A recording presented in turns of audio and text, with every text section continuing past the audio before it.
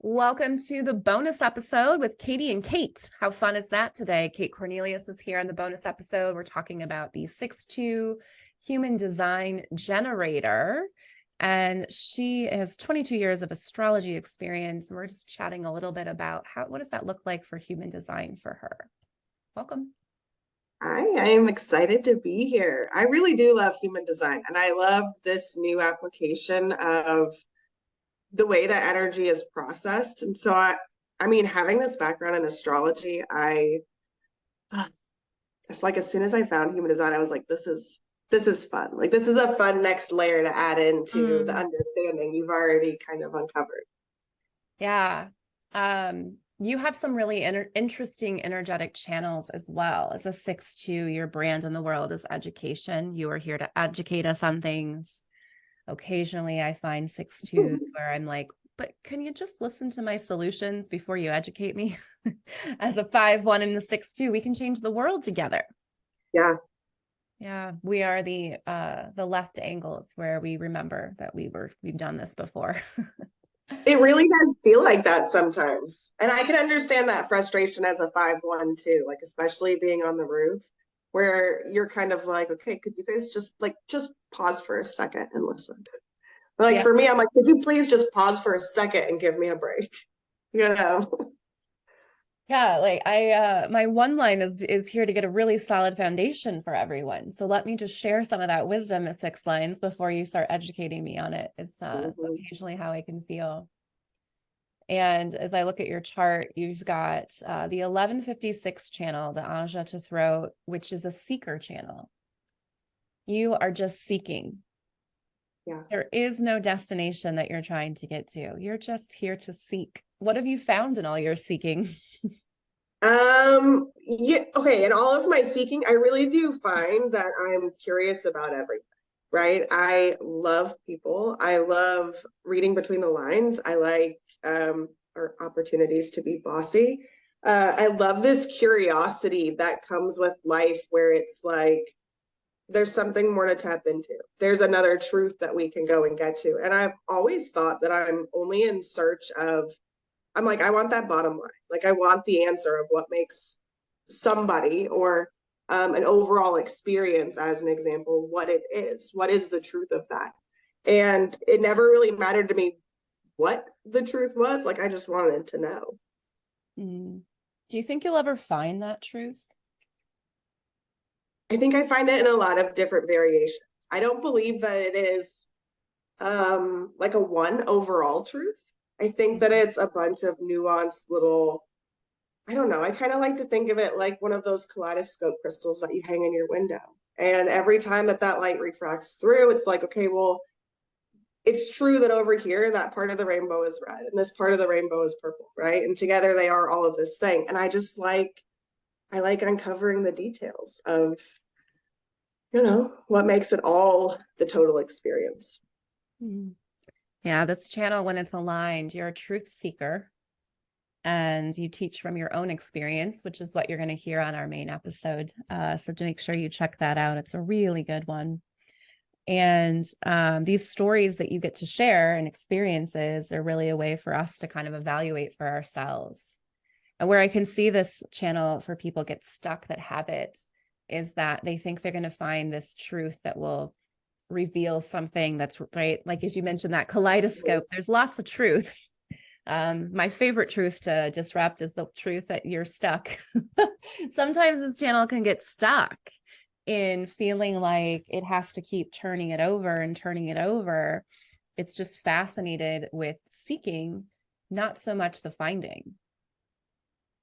Yeah, I have come up against challenges in certain areas where there's almost a pressure, right? There's almost a pressure that comes in that says, in a lot of ways, there has to be a more valid truth to this, or there has to be a more concrete expression of this, right? And so I can definitely feel that pressure when it comes in, and it's like, well, let's go find the next one. Let's go find the next one, right? And so sometimes, that definitely leads people down a path, and you can see it all the time in human experience where people get so wrapped up, or they start to continually spiral in that same process, or the same patterns that keep them in addictive behaviors, or mental crises type of states, right? This victim mentality. And, you know, the interesting thing for me when I look at astrology, I say, okay, well, you know, in astrology, we talk about Chiron being the wounded healer, right? And so my wounded healer is in Gemini, and that's a lot of the intellect. Do people think I'm smart enough? Do I have the answers? Am I able to go and provide this, be able to educate on this, and not have people kind of buck up in a lot of ways and find that maybe I don't have an answer, right? Because I'm ever evolving just like everybody else. And so when I look at it like that, I'm like, oh, I do see where a lot of that comes in. I do see where a lot of the shadow or the obstacle comes in with wanting to also seek answers to fulfill that for myself. And your personality is the 56, so it's half of this channel. So I find that, and you have the exaltation there. So you're right. I think in many ways you might be here to help some of those seekers just know, hey, we're not seeking for an end result. We're seeking to seek and to tell others what we seek and what we see. In human design, we look at your 35-1 in your unconscious Mars is where we see our core wound. And what's interesting, you mentioned intellect, because the core wound that you carry is repression. Okay. Yeah. And the intellect is very good at repressing things because it can rewrite stories and re-examine and tell it whatever it wants. And while we're on that line, sometimes there's things that don't get revealed along the way. Isn't that funny how, like, when we recall memories, have you ever heard people say, like, I don't actually remember this memory, but I remember my parents talking to me about the picture, right? Like, I remember the imprint of someone else's version of this memory. It kind of feels like that in a lot of ways when you talk about it from the Mars standpoint. Yeah, I have a theme song that I send for that too, which is the wound of repression is just the truth setting you free. Yeah. And anytime your intellect thinks it has an answer, just notice where your breath is. Usually it's pretty shallow if you're within the wound. Interesting. I'm gonna have to start applying that because I am a breath holder. I recognize that a lot. That's so the repression. Yeah. And a lot of the work that I do, like I'm constantly talking about, you guys, like, pause and take a breath, because I have to remind myself that all the time. Are you breathing today? Did you breathe today? Yeah. I encourage people when they're doing mundane tasks on the computer to just connect with their breath and belly breathe. And whenever they lose their breath, just notice where it went and bring it back, because you're doing something that is very low stakes. And also when you're doing something like that, you should be breathing through your belly. What are you trying to fight a bear while you're doing your work on a computer? No, breathe through your belly, activate your parasympathetic nervous system. And I love it when my clients say things like, oh my gosh, your thing worked. I did it. But after practicing it for a long time, my client this week, she's 23. She walked up across 1,000 people, right? She's going to present at this very big company. And she's like, it worked. It went away. I felt so confident because she practiced when she was doing things she loved, which is always fun. Awesome. In addition to that channel, you have the 1762 from your Aja. So these folks just know how to explain things in a really simple way that just gets straight to the point of it. I don't often feel like I can do that. I feel like I can beat around the bush. What's really interesting to me here, because I know 62 is what? The gate of details, right? Am I correct? I'm almost positive. I think I look at this a lot. I've always been told overall that I'm vague, right? That I lack clarity and explanation. And more like that's, I think, what triggers a lot of that wound for me is I'm like, how do you guys not, like, this is quite literally the baseline of anything you could possibly, like, what is it you don't get about this? And it's very, very infuriating a lot of the time, which I know is also. Well, you have a detriment in both of these lines, which is fascinating. So you're going to, doesn't mean you have to be victim to that, but it does mean that you're probably going to struggle a little bit more in this particular superpower per se. I only have the 17. It's my life's work. So it's the gate of opinions. And I have the 9, which helps me focus on the details that matter. So I don't feel like I get quite as wrapped up sometimes in those Yeah. details. Yeah. I also could perhaps skip a detail that's really important to someone that's another 1 line that just really has to have a strong knowledge. I feel like someone like you that's a seeker would have a lot of questions to whatever thing I explained. But that's why I need you in the room, because I'm going to cut to the detail that matters for those people that need the detail that matters first. And then I need those people to ask all those questions to sort of pull out whatever details that I just decided to miss. Yeah, we got to go deeper in the knowledge. I don't know. There's something fascinating about depth for me You're a overall. seeker. Yeah. I need it. Like I want to devour it in a lot of ways. It's almost like trying to get to the end of a bottomless pit and not always being able to get there. Yeah, that's what I see for people with the 1156. Because you have the additional energy, it gives you almost a little bit better of a way to express it. And then you throw in your detriments there, and it's like, oh, okay, this channel is still going to express a little bit similarly. Where if you're seeking to find, I think we think of like achieving enlightenment or nirvana and like trying to seek that. But that's not really what makes us leaders. To be a leader, we need to be in the muck and the mess. We can reach those moments so we know what they're like. But if we stay there, now we're unattainable. Now we're not actually someone that can help, right? Jesus walked amongst those folks, and so did Buddha. Like, that's what we need in order to be approachable. And, but the 1156 will seek and seek and seek and seek and seek. It really does. I sometimes I sometimes need to find extra ways to bring myself back down. So I have recognized, like, last week was a really good example. So for the last week was the culmination of all of the energy that I've kind of had building up. And so I've recognized probably for the last 3.5 weeks or so, I'm having to ground more. I'm having to pause to recenter more. And then last week was this overall combination of I really wanted to just be quiet. I wanted to just recenter by myself and do the things that mattered to me and not have to be a part of the world in a lot of ways. And yet I was constantly out doing things. I was constantly out being and providing for other people. And I was like, okay, after this one, now I'll be able to. Right. So it's definitely one of those areas where I'm noticing I need a lot more grounding in a lot of ways so that I can find the pace to slow down to be able to express this and gather more details. Yeah. Well, your purpose in relationships last week was activated, and the dilemma there is avoidance.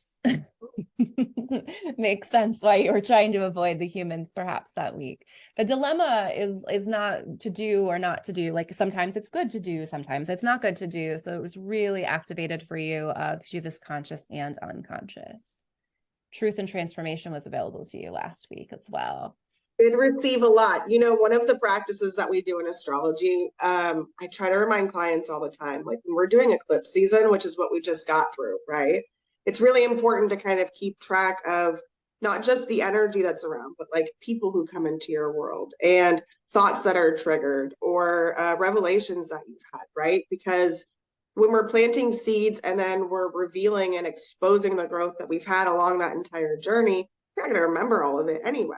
And so I did recognize there's always been a lot of back and forth in terms of like who comes into my world and how this energy is represented. And last week, woof, was a lot of revelations. There was a lot of things I operate, and maybe you can tell me if this is accurate. I believe that I have a 7-year cycle and a 12-year cycle. Those are my two main ones that I tend to recognize when it comes to like major life events, especially relationship events. And I finally have let go of like a lot of the stuff from the last 12-ish years, things that were in a 12-year cycle, especially relationship values and the roles that I played in them. It was definitely a lot of internal reflection and biting the bullet and stop complaining, to stop crying about it and pouring salt in the wounds and being the victim myself. Yeah, you don't have the gate 38, so without it, you might fall victim to unnecessary pressure to fight or struggle. Or I have this full channel, so I'm here to be wise about it. But your purpose in relationships, it's the gate of the game player. And my I favorite thing to remind people of that have this is that song, The Game Player. You're still the same every time you play the game. You know, you're here to know when to walk away. And the only bet you'll really take is a gambler's bet. Like, that's me. The only thing I'm willing to lose is because what a gambler is willing to lose, right? yeah. And you have this, yeah, it can be tough when you have a root to sacral energy. So before we popped on here, we talked a little bit about, you know, having consistent energy and access to that. You know, planets, when they activate areas we already have energy for, we have an intenser feeling of that energy, more access to that energy. And when we're open, like the 44 that's activated this week, it gives us access to that. So there are some timing things that we can do, but it also means we're being conditioned by the universe. Always good to remind ourselves that. Cracks me up when people are like, well, you know, we're making the earth warm up. Like, oh, what's the earth doing to us? Nothing? Oh, okay. Always that reciprocal trade, right? Two sides of the same coin. Like somehow that the earth wouldn't impact us, so only we could impact it.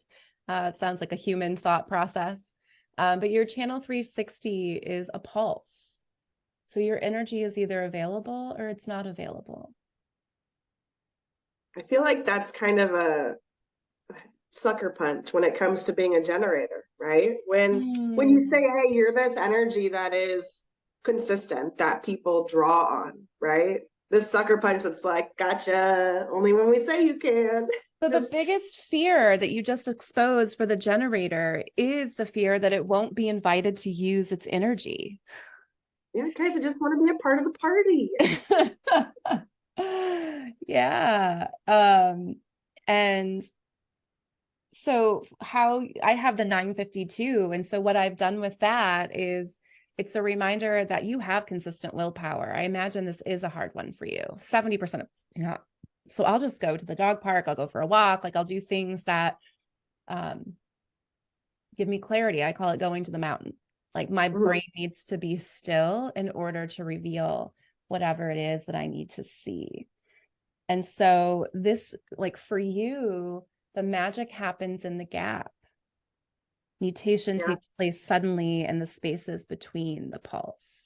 That's funny because that is something that I always talk to other people about when we talk transition or we talk about ascending or we talk about finding clarity in any sort of fashion, that it's only found in the in-betweens. It's only found in those, the pauses between breaths or the pauses between thought, the place where you're still, right? And it's not in the pause where you're holding your breath either. Just a reminder there. So anyone that has one of these three channels that connects root to sacral, this is going to override your whole system. These are the three strong format energies, and all the channels in the circuit, the design as a whole, it's very powerful. And so we kind of have to obey this channel in a bit, because energetically, if we're forcing something, it's just not going to happen. Yeah. And I definitely agree. Yeah. I feel that pressure. And so you may find yourself trying to give reasons for your mood, getting caught in the discomforting shadow places within yourself that you might normally tend to avoid. If you give into this shadow or do not wait for the correct response, the pressure to change the way things are done can lead to deep personal frustration and depression, as well as instability and chaos for those around them. Yeah. It's definitely a chaos builder. I recognize that externally, like with other people coming in. So like my husband's a manager as an example. And I recognize that there's times where I'm just like, sorry, like we can't. And he's so frustrated by the pulse that I have to bring up that I can't alleviate when he doesn't have those same connector posts. And so you're going to influence the whole house with this channel. And what's fun for me is I will sometimes meet couples where they'll have the same channel and it's the root to sacral. And I'm like, oh, you guys are just competing. Like you just need to sync up.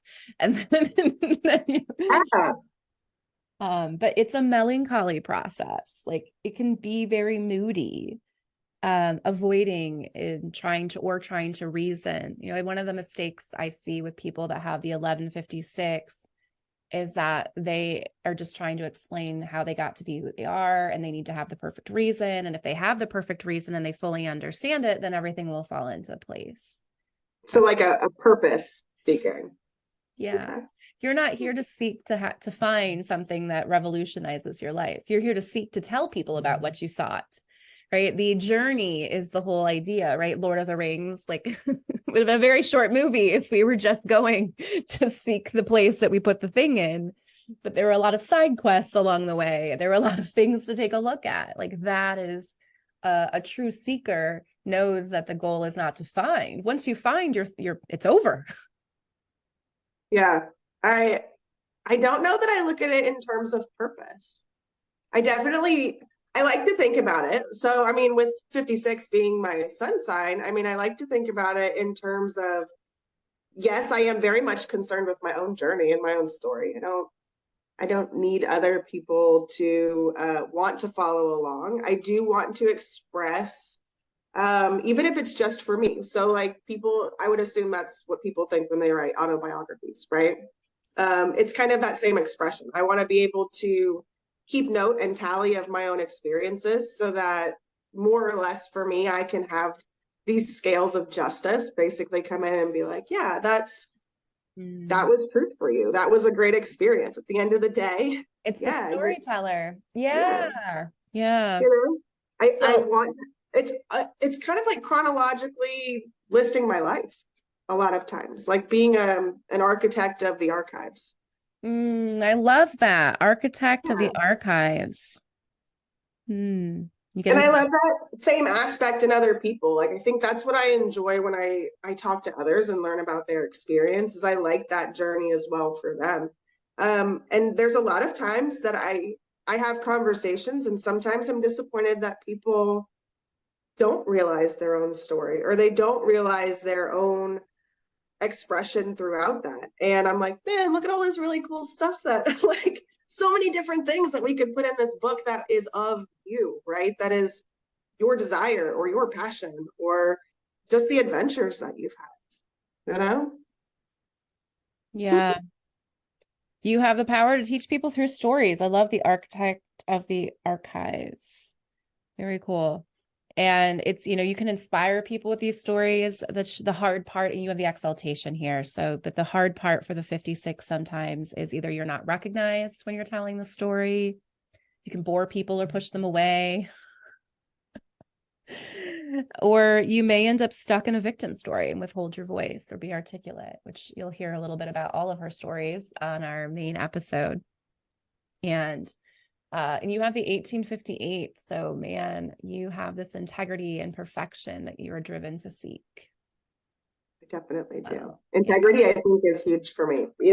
When we talk about the stories that you've already heard, it's a lot of that core energy that comes up. I think being who we are is important. I think being in integrity with who we are trying to be and who we are also in the moment is very important when we're trying to go and achieve these versions of ourselves. And man, being able to help people get there, I mean, that's a gift. That's my life's work, 17, 18. So, I've had a lot of opinions and a lot of judgments in my day as in the shadow self. And that's the part that Gene Keys really gives us such richness for, is we try so hard to avoid the shadow or to eliminate the shadow, right? I want to get rid of struggle. I heard someone say once, and I'm like, well, it's your personality. So maybe we don't get rid of it. Maybe we integrate it. Maybe we find purpose and meaning in it so that we can share it with others. But when we try to get rid of parts of ourselves, well, what we repress, continues, right? What we resist persists.